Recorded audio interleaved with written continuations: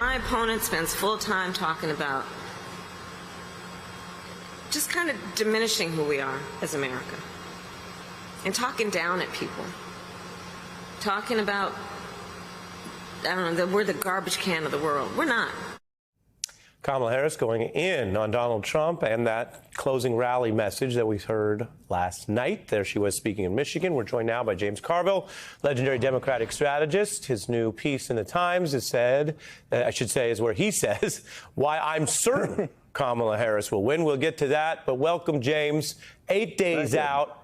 As I've tried to do each night here, I go through the numbers. I'm curious your thoughts on the high turnout, some of the other themes, but let's start with that question I raised. What Donald Trump and his team, selected by him, vetted by him, way too late in the season and the hour to claim you didn't know who you were putting on that very big stage.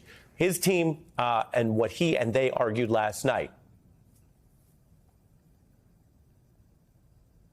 Your thoughts? I lost the sound.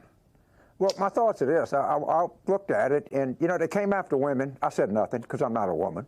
They came after Puerto Ricans. I said nothing because I'm not a Puerto Rican. They came after black people. I said nothing because I'm not black. But then they came after watermelons. That's where James Carville comes out of his chair. Okay, next thing you know, they're going to come after gumbo, and they're going to take our gumbo away from us. It was so disgusting. It was so racist. It was so misogynistic. The only way to deal with this is through humor. If you try to deal with it by being serious, you'll just get so mad and so raged you can't see. So you're gonna have to take my cold dead hands off my watermelon. I can tell you that right now. We're not going there. There you go. Spoken like the Raging Cajun. Let's link it to the math. There's a lot that goes on. We've lived through a lot. Right. But the math is the factual history. Donald Trump did about 46% in 16 and got the Electoral College. He did about 46% in 20 and lost. And I ask you, did what we see and saw and lived just tonight and through the rally last night, does that help him get up over that 46% ceiling he's had? He lost in 2018.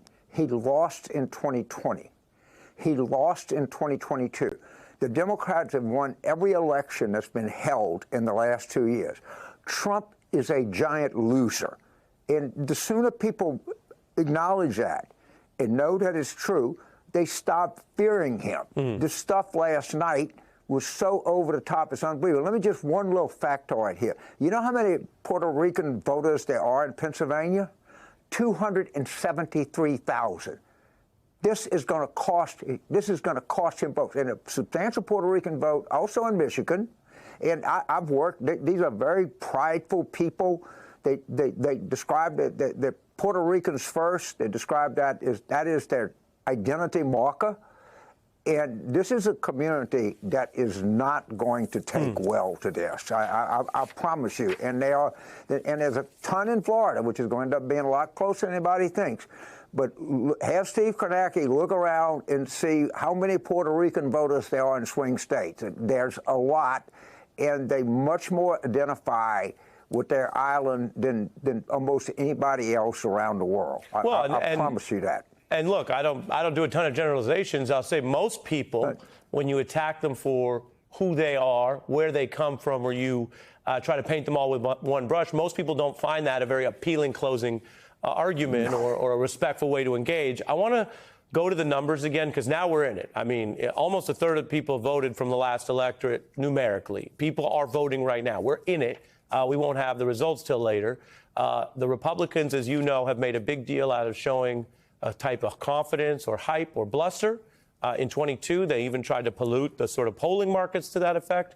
We've heard a lot more talk on the right about they're going to win. Your op-ed and some of what you've been saying lately is a more confident model than the anxiety we've heard from Democrats. If you go to the popular vote over the years, I want to show this because it's a point you and others have said. Nationally, Republicans don't usually get the total vote. They don't usually win more votes. This is how many times people have picked, more people have picked the Democrat for the White House. And then the 2020 map, why don't you walk us through this, James? Do you see Harris holding this winning coalition, this map, or how would it be different, you think? Probably, I mean, to be honest, in a macro sense, we may not do, there's a lot of talk, we may not do as well with non-white voters as we did in 2020 in terms of turnout, in terms of total vote. It might be a little bit off. But anyway, I think whites are really, just to give you my analysis, college white males tend to be a lot more pro-choice than other males, and they also have something to lose in this economy. And, there's a lot of non-college white women who are very pro-choice, and a lot of Hispanic women. That people think that's why we held on and won Nevada in 2022. So this entire reproductive rights thing has not germinated like it's going to do on Election Day, and people in early voting. And you see all this early vote analysis.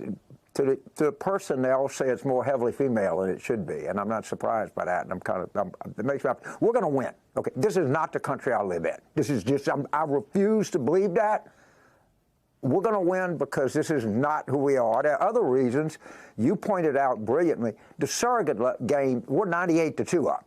We have every kind of surrogate you can think of: entertainment surrogates, cultural surrogates, political surrogates, athletic surrogates.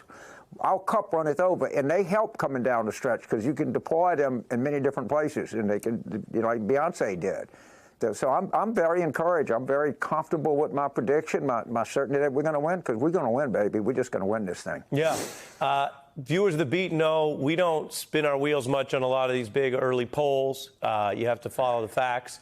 But the early vote is not a poll, and it's up. Do you think that means more people are just voting earlier, and we've had all these COVID evolutions, or do you think this is going to be a very high turnout election? Because if it's high turnout and high turnout among women, then Harris is in a good spot.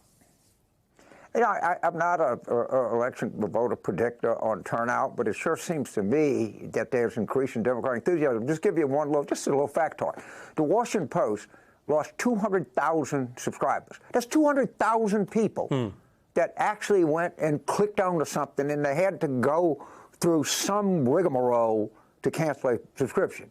You think that's not an indication of energy? And I know it's Northern Virginia and, Chevy Chase and D.C., but that tells me a lot. Energy, yeah. And that tells me that there's feeling out there, and there's depth of feeling. I keep hearing, and you point out so well, you got these I just got to be fair. Harris could have had a better language on Biden, but then again, Trump's director of national intelligence, a lifelong Republican, said he thinks he's a Russian agent. Oh, okay, well, just tell the truth on both. What difference it make? I mean, could have given a better answer. Is an agent of an adversarial foreign power. What's the difference, James? We just tell the truth. If America goes down, it's going to be because of all of these people that couldn't help but tell the truth.